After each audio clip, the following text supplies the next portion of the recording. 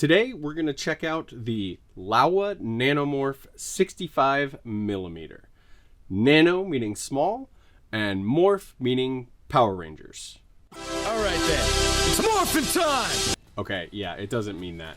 It means small, anamorphic. But I'm still going to yell that every time I use one of these lenses. It's morphin' time!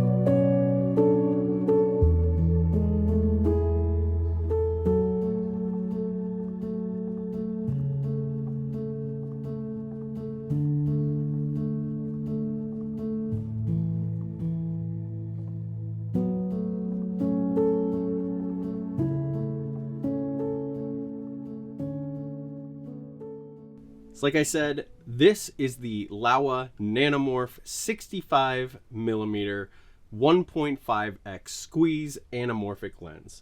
This was just released alongside an 80mm version, and it joins the existing family of Nanomorph lenses that currently consist of a 27, 35, and 50mm focal lengths.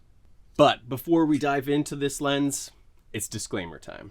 I was already super interested in the Laowa Nanomorph lenses, but hadn't tried any of them out. So I connected with the team at Laowa, and they sent me this 65mm lens. They're not sponsoring this video, and actually I have to send this lens back as soon as I'm done testing it. They have no control over the content that I put in this video, so as always, I can say whatever I want. I'm a grown man, I wear cargo shorts, and I'm not sorry. I plan on exploring a lot of aspects of this lens, including its build quality, some image tests, some explanations of anamorphic characteristics, so there's going to be a lot of content. If you don't want to hang around for the entire video, I've gone ahead and put chapter markers down below, so you can go ahead and skip to whatever content you're most interested in learning about. So let's get started by quickly addressing what the nanomorphs actually are. These are a set of extremely compact anamorphic lenses with a 1.5x squeeze factor and covering Super 35 size sensors.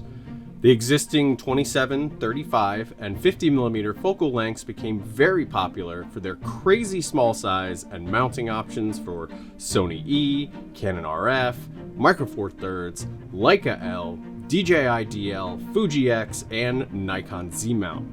There are also interchangeable EF PL versions, although they're slightly larger, heavier, and more expensive. And speaking of price, the mirrorless mount versions of the Nanomorphs go for $1,000 per lens, with the EF PL versions a little bit more expensive at $1,500 per lens. As you can see, the option I asked for Laowa to send out to me is the EF PL mount, which I currently have in PL mount. Even though it's slightly larger and heavier than the mirrorless versions, it is still significantly smaller than most anamorphic lenses out there. Now, even though I shoot on a red Komodo, which does have a native Canon RF mount, in my opinion, the EF and PL version is the most versatile option, because all of those mirrorless mounts out there can be adapted in one way or the other to take EF or PL lenses. Now, even though this is slightly heavier, I have no problems running it on my Komodo in a handheld configuration or even on my RS3 Pro gimbal. So some out there might be thinking, oh, well, I'll get the EF PL version and then I can use something like a Speedbooster or a rear filter adapter. Unfortunately, because of how far the rear element protrudes from the flange, You're not going to be able to use these with speed boosters, adapters that take filter trays, or anything else with optics in there, because this rear element is going to make contact. You risk doing damage, and honestly, for the most part, it's just not going to fit.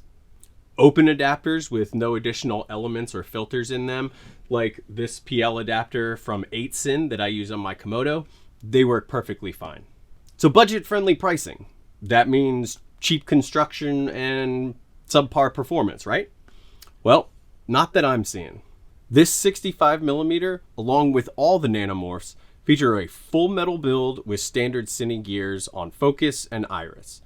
The rings move nice and fluid and have a nice feel with some slight resistance to them. This lens ranges from T2.4 to T16, and the markings are visible on both sides of the lens. Focus markings are visible in feet on the left side of the lens and in meters on the right. One aspect of the construction of this lens and the other EF-PL models, it doesn't apply to the mirrorless models, is this shroud that covers the focus ring. Now, I see this as a potential entry point for, say, dust, sand, or moisture to get in there. I do a lot of filming in desert and extreme environments, and the last thing I would want is for a piece of sand to get in there, get stuck, and be grinding with no way to get it out. Now, not everybody's going to be shooting in those types of extreme environments, but I tend to, so this is something that I look out for.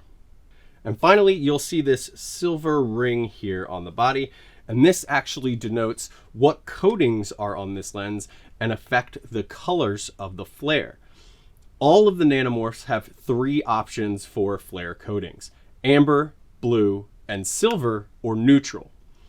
I personally think I would go with the silver or neutral because it allows me to obviously get neutral colored flares, but I can change the color of the flares based on the color of the light source that I shine into the lens.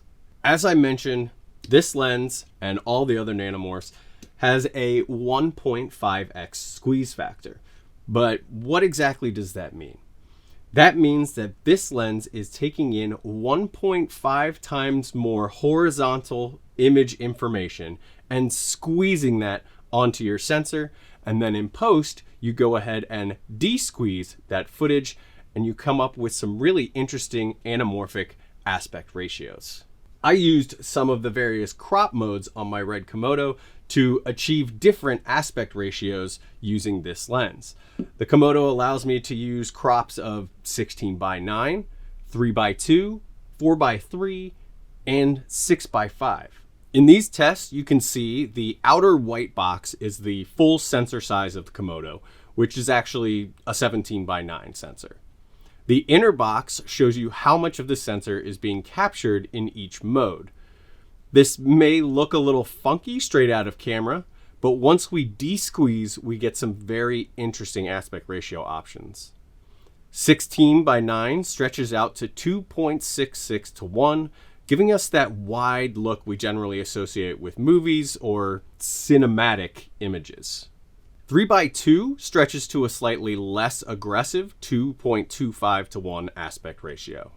4:3 is an interesting one for me, as it stretches to an aspect ratio of 2 to 1, which is the aspect ratio I use for my YouTube videos. That means I could use this anamorphic lens to shoot my usual content and make use of its interesting visual characteristics without going super widescreen the whole time.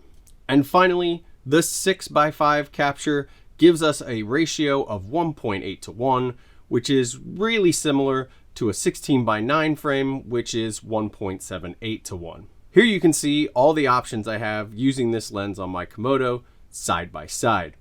You can see that the vertical capture remains the same height, but we end up losing some horizontal capture in some crops, with 16:9 giving us the most of that 1.5x expanded horizontal capture. And speaking of that 1.5 squeeze factor, an impressive note about the Nanomorphs is that they're a constant 1.5x squeeze all the way through the focal range. Due to the inner focusing mechanics of some anamorphic lenses, some can actually have a change in their squeeze factor as you change focus from maximum to minimum. You can imagine this would be a huge headache when you're trying to edit this footage in post. Okay, so we've talked about the squeeze factor and the aspect ratios, but obviously there's a few more characteristics that make anamorphic lenses something special.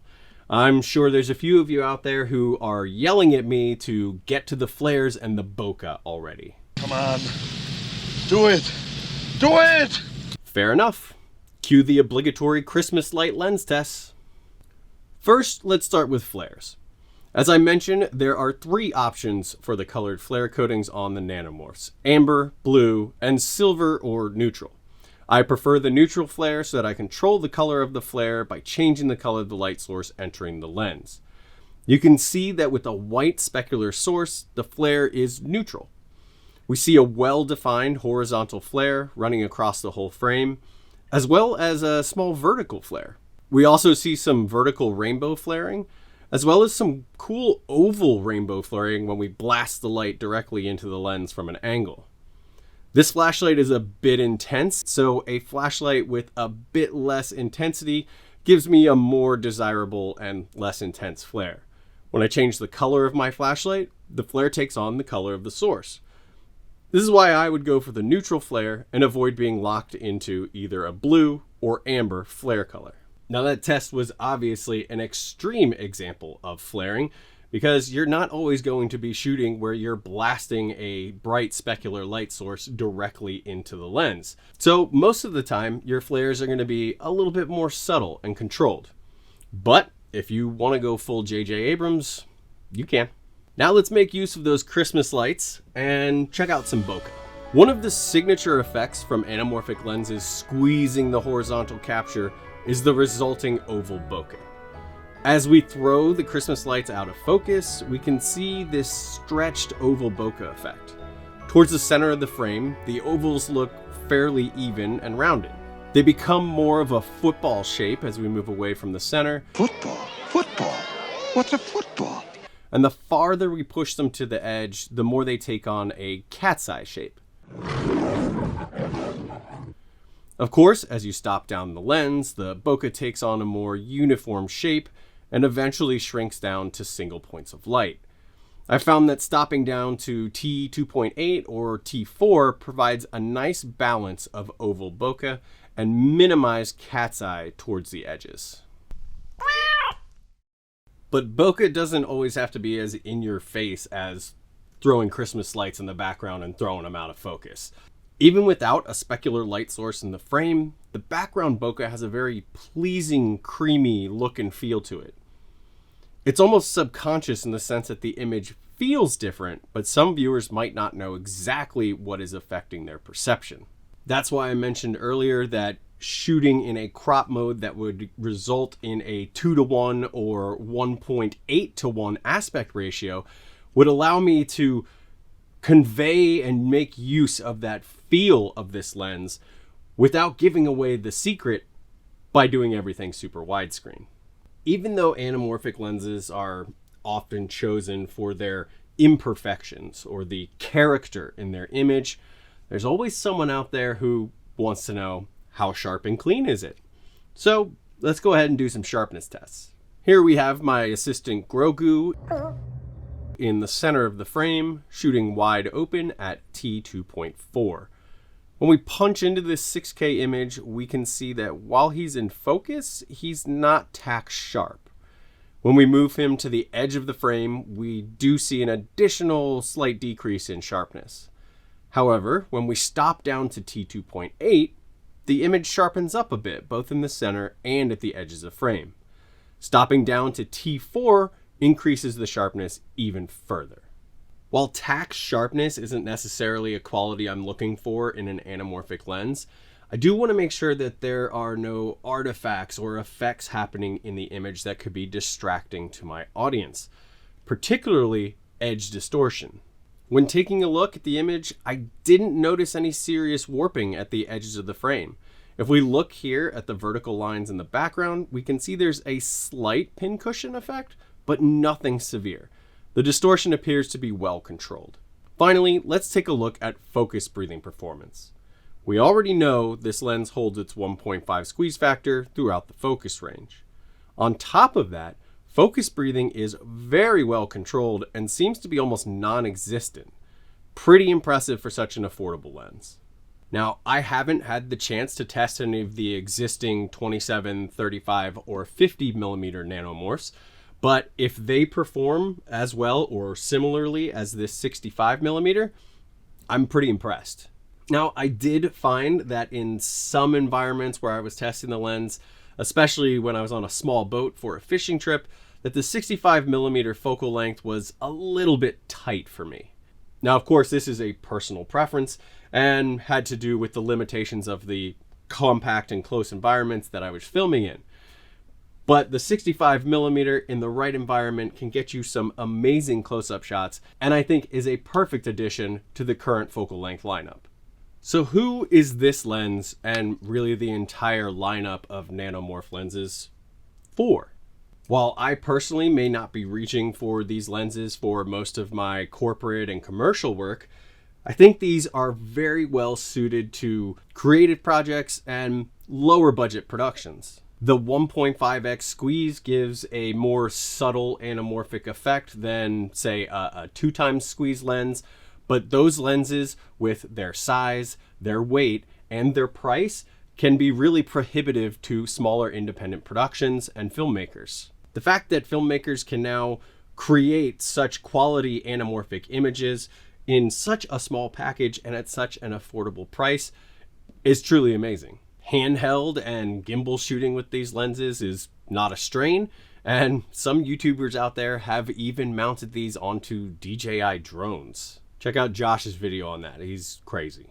I can't even fully speak to how compact they are, as the mirrorless mount versions are even smaller and lighter than the EFPL version I opted for. I do have to send this lens back, but I can definitely see a full lineup of Nanomorphs winding up in my kit in the near future. If you think this new Nanomorph 65mm lens or any of the Nanomorph lenses belong in your kit, you can find affiliate links in the description down below. The lenses are available individually, or there is a discounted bundle for the 27, 35, and 50mm. And while you're down there, why don't you go ahead and give this video a like if you found it informative and helpful. And of course, don't forget to click subscribe and get that notification bell on. I'm gonna go do some more shooting with this lens before I have to send it back. So I'll see you in the next one. It's morphin' time!